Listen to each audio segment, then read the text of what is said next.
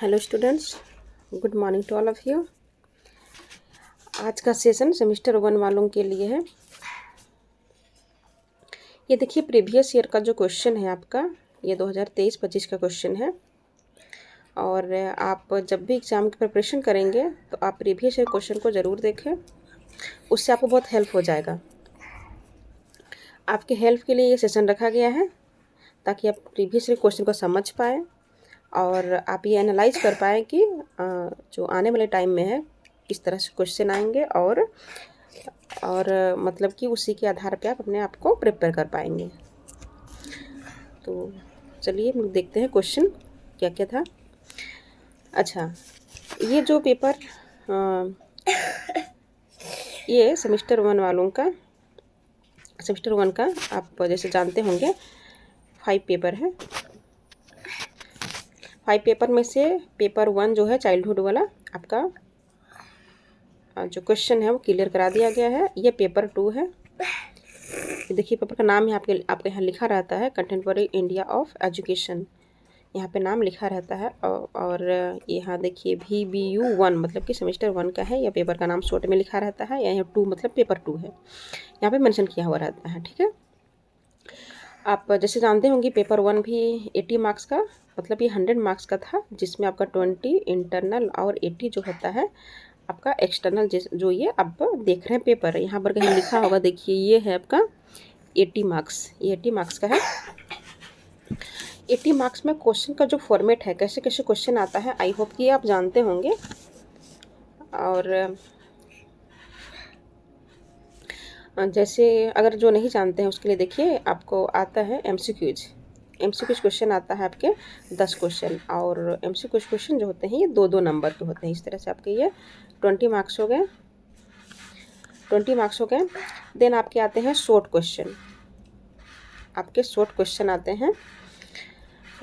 जो short question आएंगे वो 40 नंबर के हों, सॉरी ये 20 नंबर का होगा। ये 5-5 नंबर का आता है, जिसमें आपको 4 क्वेश्चन बनाने हैं, ये 20 नंबर का हो गया। उसके बाद आपको 5 क्वेश्चन बनाने हैं लॉन्ग वाला, जो 8-8 मार्क्स के होंगे। इस तरह ये 40 नंबर का हो गया। तो ये पूरा मिलाएंगे तो आपका 80 मार्क्स बन जाएगा। आप समझ गए होंगे क्वेश्चन का पैटर्न क्या है, कैसे आता है। चलिए हम लोग आगे देखते हैं।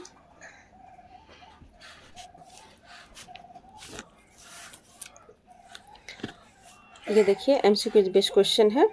देखिए यहाँ पे मेंशन किया हुआ है 2 × 10 यानी कि 2-2 नंबर का है और 10 क्वेश्चन आए हैं जो 20 मार्क्स के। देखिए फर्स्ट क्वेश्चन देखिए, मूल अधिकार का उल्लेख किया गया है। जो फंडामेंटल राइट्स हैं, फंडामेंटल राइट्स का जो उल्लेख है वो किस पार्ट में किया गया है। तो ऑप्शन में यहाँ पे लिखा हुआ है कि पार्ट 2। और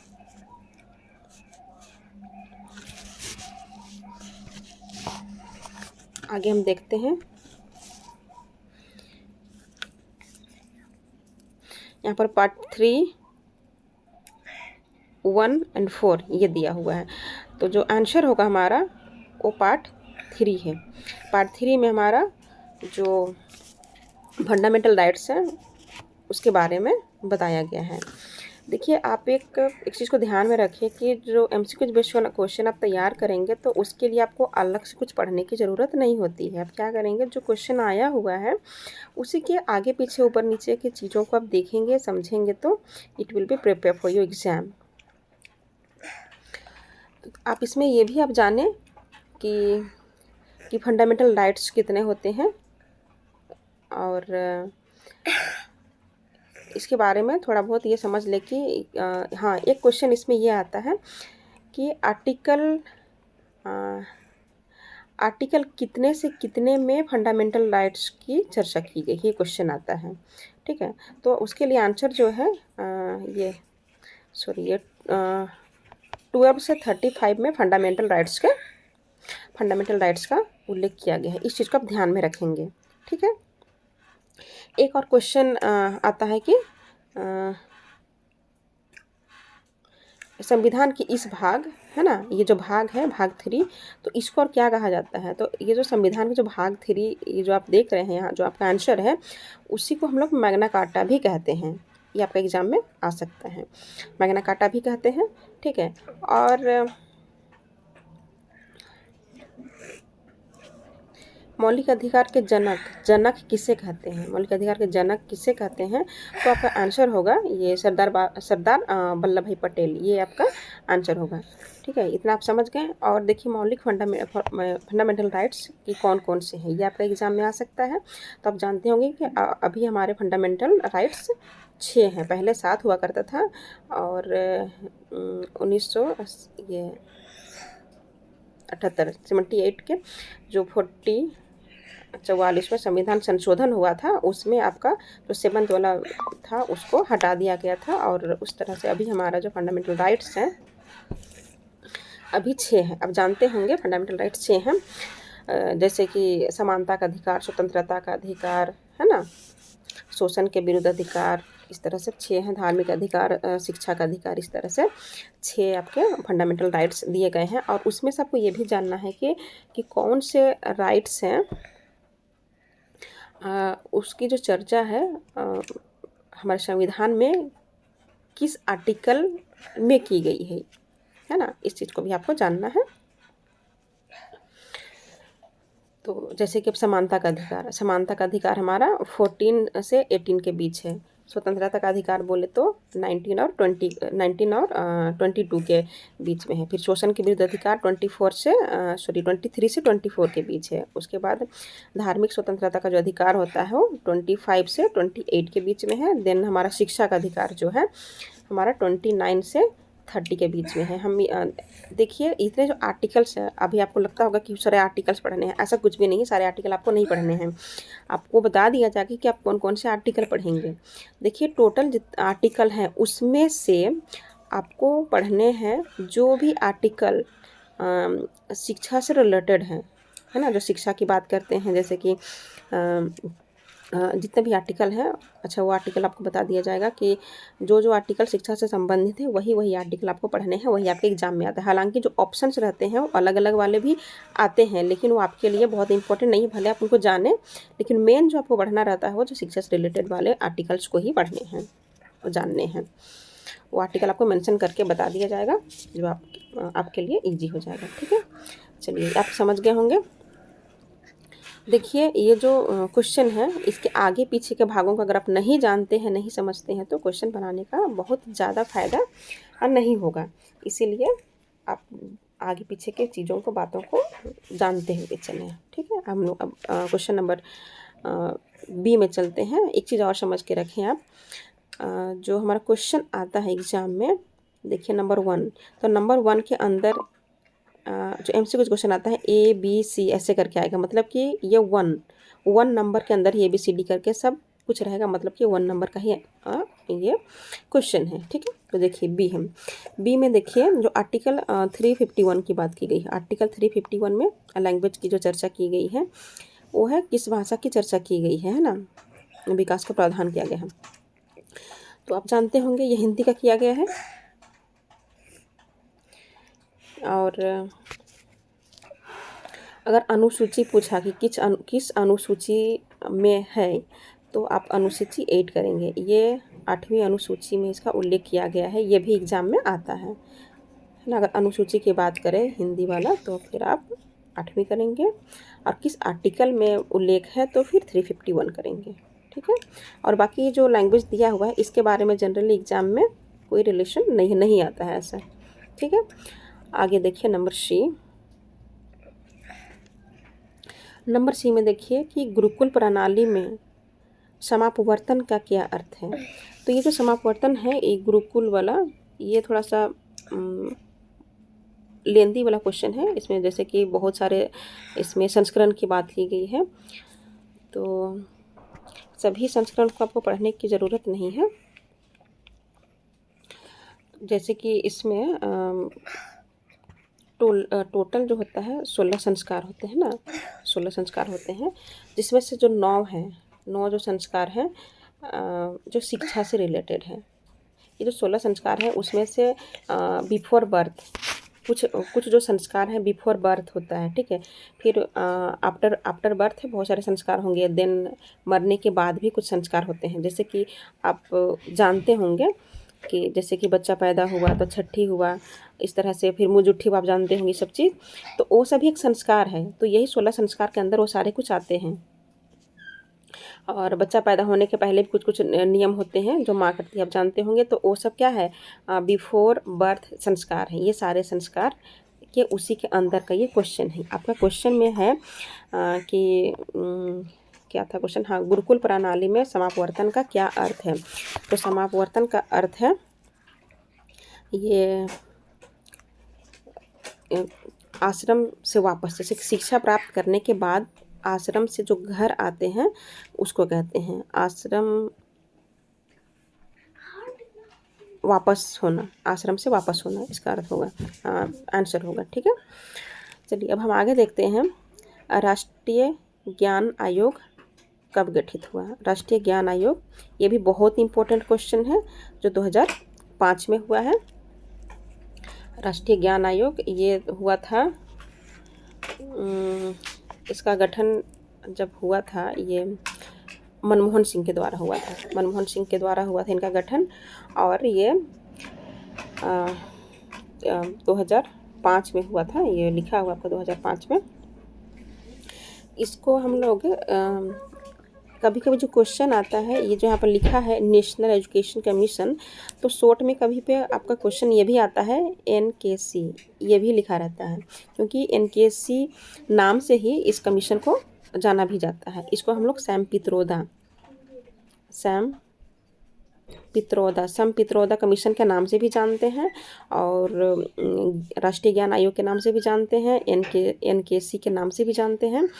और आप ये जान गए होंगे कि मनमोहन सिंह के द्वारा हुआ था। और इसका जो काम है ना, जो काम है राष्ट्रीय सलाहकार है, सॉरी ये क्या बोलते हैं, उच्च स्तरीय, हाँ, उच्च स्तरीय जो शिक्षा होता है उसका सलाहकार है ये कमेटी, सलाहकार है, कमेटी है। और इसको हम लोग थिंक टैंक के भी नाम से जानते हैं। Think tank in the sense मतलब उसके लिए जो डिसीजन या फिर उसके लिए जो उसके बारे में सोचता है उस तरह का यह काम करता है, इसलिए थिंक टैंक भी बोलते हैं, और उच्च स्तरीय सलाहकार संस्था भी कहा जाता है। और इसकी जो स्थापना हुई थी मेनली उस समय विश्वविद्यालयों में जो ये होता है लोड हो जाता है, तो लोड को कम करने के लिए इसका मेन मोटो भी था उस समय। चलिए, आई होप कि कुछ आप समझ गए होंगे इससे। आगे हम क्वेश्चन देखते हैं, विधि के समक्ष समानता। विधि के समक्ष समानता, ये जो विधि के समक्ष समानता जो संबंधित है किस आर्टिकल से रिलेटेड है, तो ये आर्टिकल 14 में इसकी चर्चा की गई है। आप जानते होंगे ये जो आर्टिकल 17 है ये अस्पृश्यता से रिलेटेड है, आप जानते होंगे। और ये 15 वाला है जो धर्म, जैसे क्या बोलते हैं, धर्म या फिर धर्म, वंश, ये सब के आधार पर आप किसी को कुछ नहीं कह सकते हैं। इस सब की चर्चा ये 15 में किया गया है, ठीक है। उसके बाद 16 में जो चर्चा की गई है, जो 16 का जो आर्टिकल है इसका रिलेशन जनरली शिक्षा से नहीं है। इसमें कहा गया है रोजगार की बात, जैसे कि राज्य में जो रोजगार वगैरह की जो बात होती है उसकी चर्चा इसमें की गई है।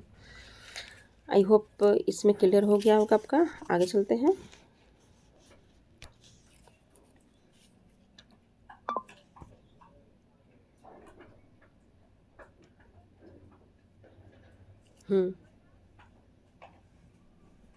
ये हो गया है, ई तक हो गया था, एफ है, हाँ ठीक है।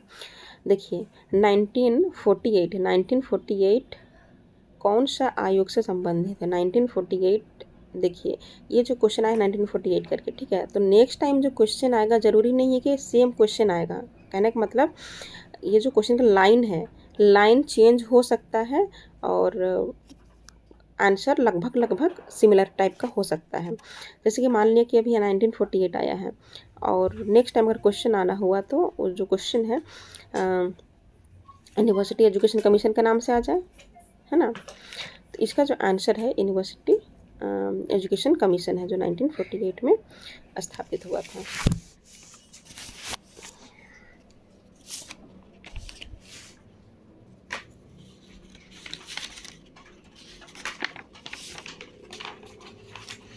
आगे जो क्वेश्चन है 1948 वाला जो क्वेश्चन है, जो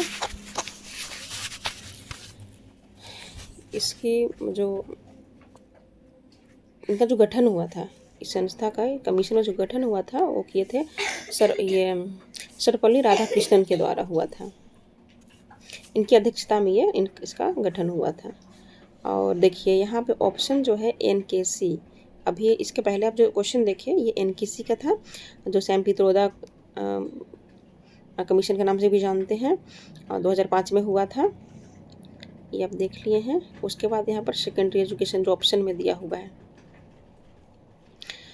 अच्छा, ये जो 1948 जो डेट दिया दिया हुआ है, अगर डेट की बात करें तो 4 नवंबर है ना, ये 4 नवंबर 1948 को हुआ था।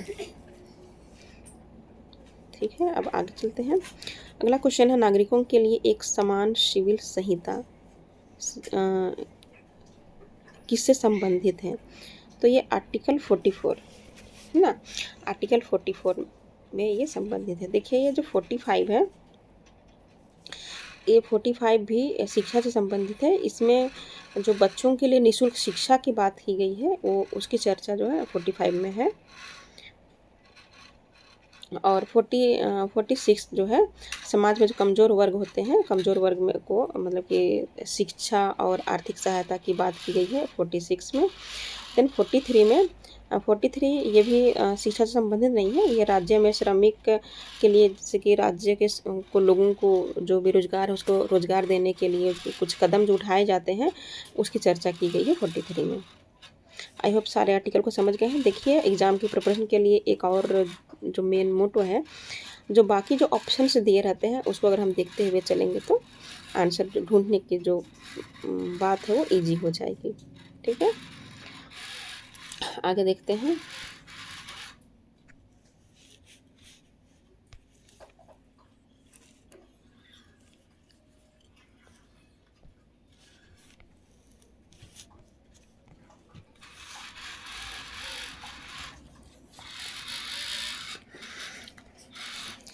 देखिए भारत में बुनियादी शिक्षा की शुरुआत कब हुई?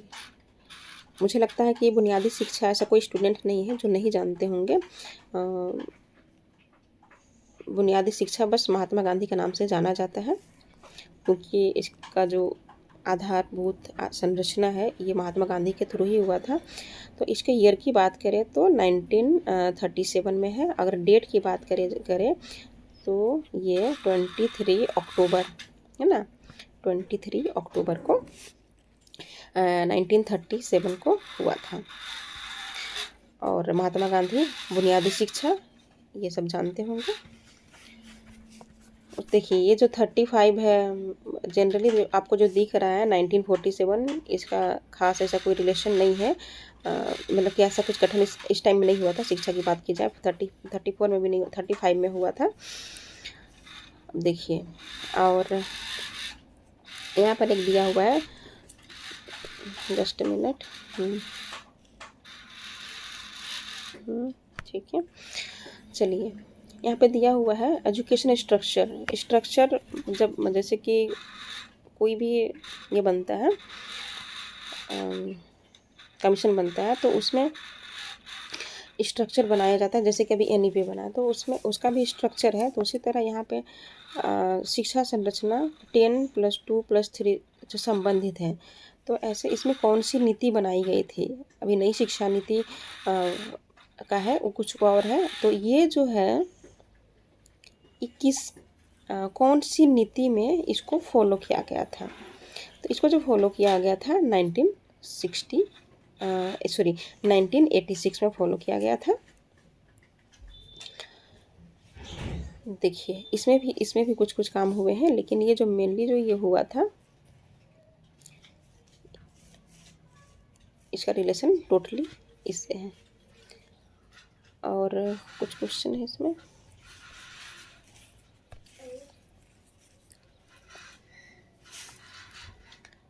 एक और पेज छूट गया आई थिंक।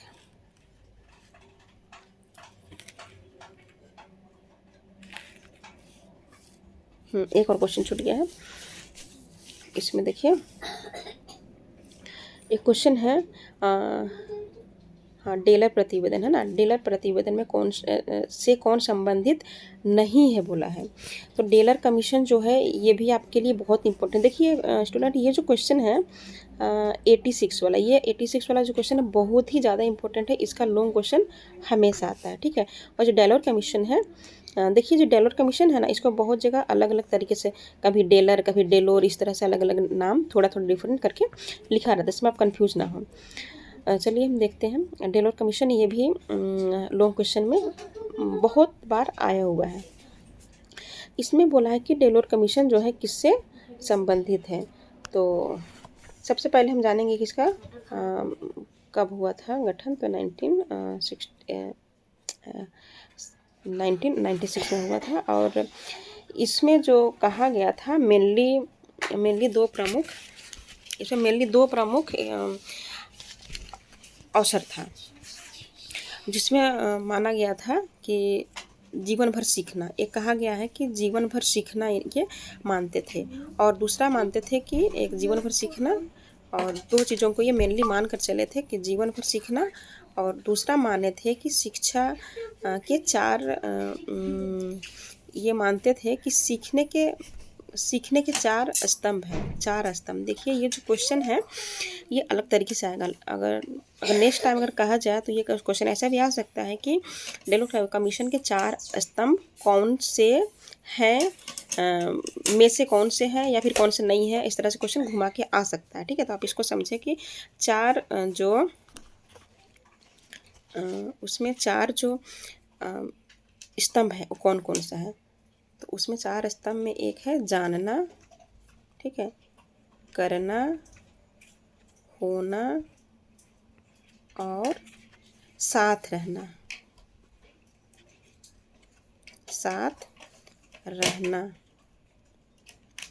हमारे क्वेश्चन में पूछा है कौन सा संबंधित नहीं है। तो देखिए आप क्या क्या यहाँ पर पढ़ लिए, जानना, करना, होना और साथ रहना। तो देखिए जानना, करना, देखिए करना, करने सीखना, करना, ये मतलब ये है या नहीं है पूछा है, ठीक है। तो जो है उसको हम लोग पहले साइड कर लेते हैं। तो ये है, ठीक है। सीखना, होने के लिए सीखना, ठीक है, तो होने वाला भी है, ये हो गया। अब आगे देखते हैं।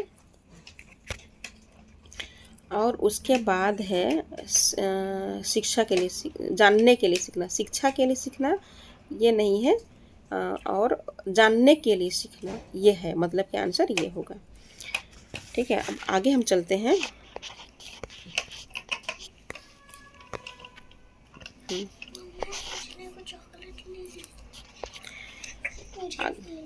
आगे जो क्वेश्चन है देखिए, अब ये जो क्वेश्चन है 4 क्वेश्चन बनाने हैं जो 5-5 नंबर के हैं, उसके हिसाब से ये 20 नंबर का हो गया। इट इसके लिए इसमें देखिए जो क्वेश्चन आए हुए हैं, शिक्षा और समाज में संबंध। देखिए आंसर लिखने का जो तरीका है आई होप कि आप जानते होंगे, अगर आप नहीं जानते हैं तो आपको बता दिया जाएगा। जैसे ये क्वेश्चन आया है शिक्षा और समाज में संबंध, तो इसको कैसे लिखेंगे। डायरेक्ट हम कहानी तो नहीं लिख सकते हैं, उसके बारे में जो लिखना है डायरेक्ट नहीं लिख सकते हैं। अगर ऐसा लिखेंगे तो मार्क्स नहीं मिलता है। तो आप कैसे लिखेंगे, अभी वीडियो बहुत लंबी हो जाएगी, ऑलरेडी डिस्कशन में हो गया है, तो वो बाद में बताया जाएगा, ठीक है। अब हम लोग अभी आगे चलते हैं कि शैक्षिक अवसरों की समानता से आप क्या समझते हैं। इक्वलिटी ऑफ एजुकेशन अपॉर्चुनिटी से आप क्या समझते हैं। समानता, शिक्षा में समानता, आई होप कि जो वर्ड्स हैं उस वर्ड्स से आप परिचित होंगे। लेकिन फिर भी आप भले जितना भी जाने, जितना भी पढ़ें, लेकिन अगर आप लिखने का वे को नहीं समझते हैं तो उसके कोई इम्पोर्टेंस नहीं है। तो you have to know the way of writing the answers. Come next, शिक्षा में वैश्वीकरण है ना, ग्लोबलाइजेशन इन एजुकेशन, एजुकेशन में ग्लोबलाइजेशन इन एजुकेशन, इसके क्या क्या एडवांटेज हैं, है ना, इसके क्या क्या एडवांटेज हैं। अगर वर्बली बोला जाए तो आप कुछ बोल पाएंगे, ठीक है, लेकिन लिखने की बारी आएगा तो सोचने की ज़रूरत पड़ती है। तो ताकि हम कैसे लिखें, कैसे अपने आप को जो वर्ड्स है कैसे प्रेजेंट करें, कौन से अच्छे वर्ड्स हैं जिसको हम कॉपी पे अपने पेज पर लिख सकते हैं, यह मायने रखता है। आगे देखिए क्वेश्चन, महिला सशक्तिकरण है ना, एम्पावरमेंट ऑफ वुमेन। जितने भी क्वेश्चन के जो वर्ड्स हैं, आई होप कि आप सब क्वेश्चन को वर्ड्स को समझ रहे होंगे, सबसे आप सारे वर्ड से परिचित होंगे, लेकिन फिर भी लिखने की जब बारी आती है तो हक्का बक्का गुम हो जाता है। तो उसके लिए थोड़ी सी मेहनत करनी है, कैसे करनी है वो आपको बताया जाएगा। एक ही बात में अभी बताना पॉसिबल नहीं है, वीडियो बहुत लंबी हो जाएगी। चलिए आगे शिक्षा शास्त्र, हाँ ये हो गया है। अच्छा, ये पेज क्लियर नहीं हुआ है, कोई बात नहीं, इसका अलग दूसरा पेज होगा। हाँ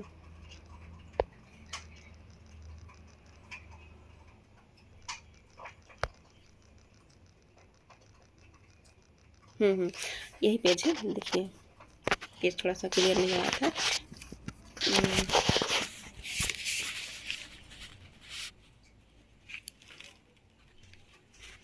जो नंबर सी का जो क्वेश्चन था, इसका जो पीडीएफ आपको टेलीग्राम पे मिल जाएगा, ठीक है।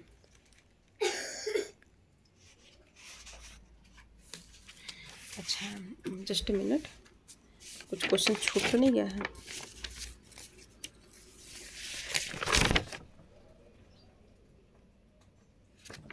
हाँ इसमें आपको टेलीग्राम पे क्वेश्चन तो मिल ही जाएगा। देखिए इसमें जो क्वेश्चन है, हम लोग 5 तक चले थे क्वेश्चन में, अब हम आगे देखते हैं। इसमें जो क्वेश्चन है, ये क्वेश्चन है राष्ट्रीय एकीकरण पर संक्षिप्त टिप्पणी लिखें। उसके बाद है समता और समानता के बीच अंतर की बात की गई है। इस क्वेश्चन में है शिक्षा में प्रौद्योगिकीकरण क्यों आवश्यक है, और इसमें आर्टिकल 14 और 15 की चर्चा करनी है। इसमें ये जो क्वेश्चन है, इतने में से देखिए ऑप्शन बहुत सारे होते हैं आपके पास, इतने में से आपको सिर्फ और सिर्फ 4 ही क्वेश्चन बनाने हैं। आई थिंक यहाँ पे 7 क्वेश्चन होता है, जिसमें आपको इसमें आपके 8 क्वेश्चन हो गए हैं ना, जिसमें आपको 4 ही बनाने होते हैं। आगे देखिए सी नंबर में क्या है।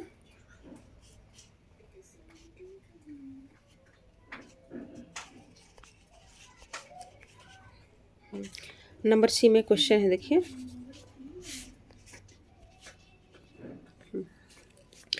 देखिए अभी आपको बताया गया कि डेलोर कमीशन जो हमेशा आता है, देखिए लॉन्ग क्वेश्चन है।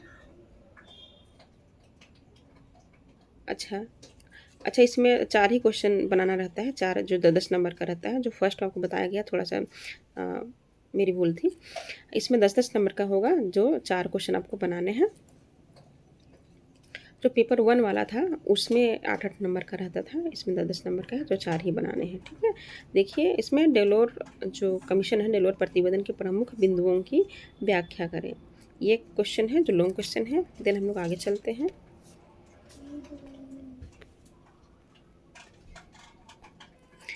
देखिए भारतीय शिक्षा प्रणाली में आधुनिकीकरण की आवश्यकता एवं महत्व की चर्चा करें। मतलब ग्लोबलाइजेशन, मॉडर्नाइजेशन, ये आपको सब कुछ पढ़ने हैं, रिलेटेड टू एजुकेशन ही पढ़ने हैं, बाहर के और कुछ नहीं पढ़ने, ठीक है।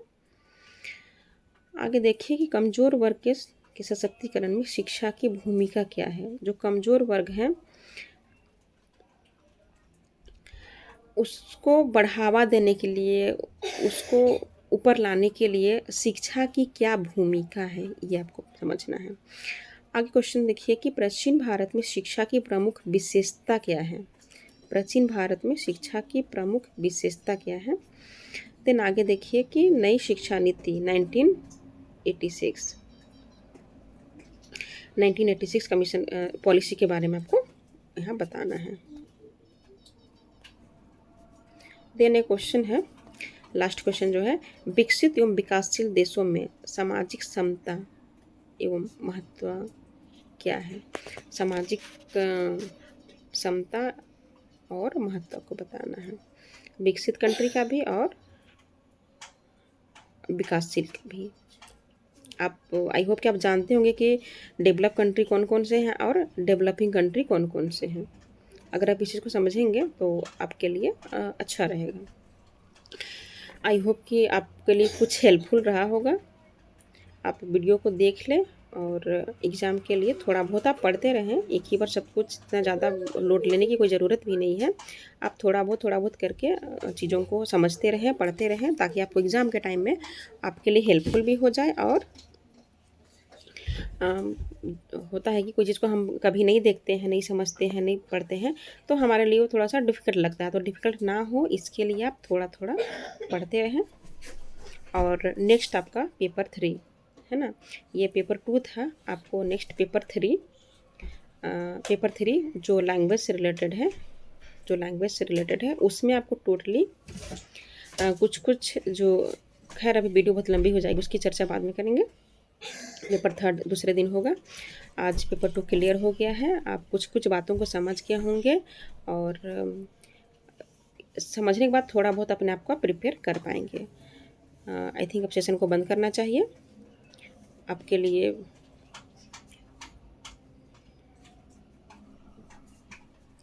लिए जो हेल्पफुल रहा होगा, जो भी मटेरियल्स आपको प्रोवाइड कराया जाएगा। Okay students, thank you.